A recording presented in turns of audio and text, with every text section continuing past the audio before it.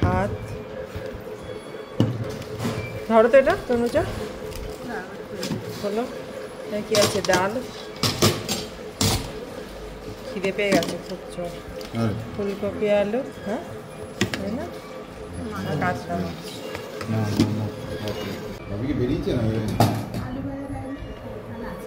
আলু ভাজা করেছে, ঝুরি আলু ভাজা। খুব জোর খিদে পেয়ে গেছে, 2:45 বাজে। চিপস দিয়ে দিয়েছে, তো জোর এসেই খিদে পেয়েছিল। আমরা খুব ভালো খেলাম, বাড়ির মতো ঘরোয়া খাওয়া দাওয়া। বনানী রিসোর্ট এসেই আসতেই তো আমাদের 2টো বেজে গেল। তারপর ফ্রেশ হয়ে খাওয়া দাওয়া করতেই অনেকটা টাইম চলে গেছে। খাওয়া খুবই ভালো ছিল, একদম ঘরোয়া খাবারের মতো, হালকা খাবার। এই দিকে বিকেলের দিকে আমরা এখন বসে আছি মূর্তি নদীর ধারে। ওই পাশটা দেখলাম, ওই পাশটা অতটা, ডান দিকে এইখানে ব্রিজ তৈরি হচ্ছে, যে জায়গাটা দেখা যাচ্ছে,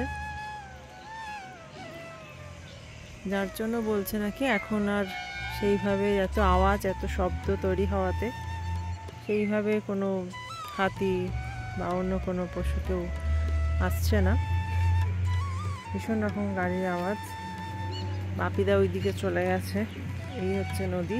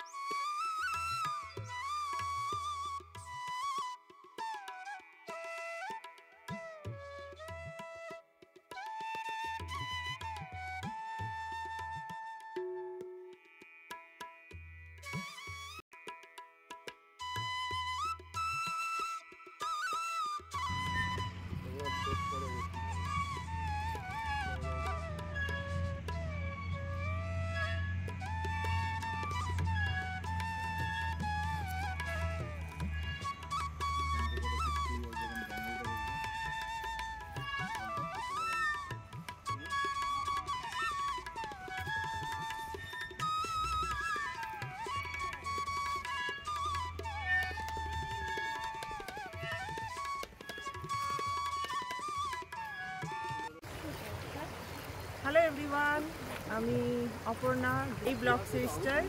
আজকে আমি কোথায় দাঁড়িয়ে আছি, আমার ব্যাকগ্রাউন্ডটা দেখে তো নিশ্চয়ই বোঝা যাচ্ছে। পেছনে মূর্তি নদী আর তার পেছনে বনানী রিসোর্ট। তো এই সবুজ নদী আর জঙ্গল এর মাঝেই কিন্তু আমাদের যে মনের শান্তি, এসছে আর কি শান্তি খুঁজে। মানুষ এত কাজের মধ্যে থাকে, এত ফার্স্ট লাইফের মধ্যে আমরা থাকি, সবসময় আমরা দৌড়াচ্ছি, কিন্তু এখানে এসে একমাত্র একটুকুই মনে হচ্ছে শুধু নদীর জলে পা ডুবিয়ে যেন বসে থাকি, আর এইভাবেই যেন দিন কেটে যায়। আমাদের সাথে যারা এসছে, বিশেষ করে আর কি বাচ্চা এসছে, সবাই মিলে আজ খুব আনন্দ, মানে সবাই হ্যাপি।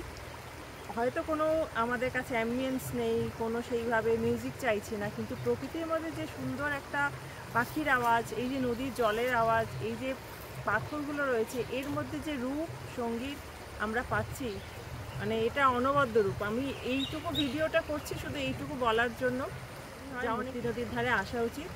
আর আজকের এই সিরিজটা, এই ব্লগটা আমি ওর জন্যই করছি, ধরে রাখছি, আমার মনের মধ্যেও থাকবে, আর সেটা আমি আপনাদের সাথে শেয়ার করে নেব। এই সুন্দর নদী আর জায়গাটা সম্পর্কে রইল এইটুকুই। তো আপনারা আমার চ্যানেলটাকে সাবস্ক্রাইব করুন, বেল আইকনে নিশ্চয়ই ক্লিক করে রাখুন, যাতে আমি এই পরবর্তী যে কোনো ফুড ব্লগ দিলে বা ট্রাভেল সব কিছু নিয়ে যদি সেটা আপনাদের কাছে নোটিফিকেশান চলে যায়। কমেন্ট সেকশনে জানান কারা কারা এসছেন, এবং সত্যি আপনারা একমত কি না এই মূর্তি নদীর ধারে বসে শুধু বই পড়েই কিন্তু দিন কাটানো যায়, তাই নয় কি? ভালো থাকবেন সবাই, নমস্কার।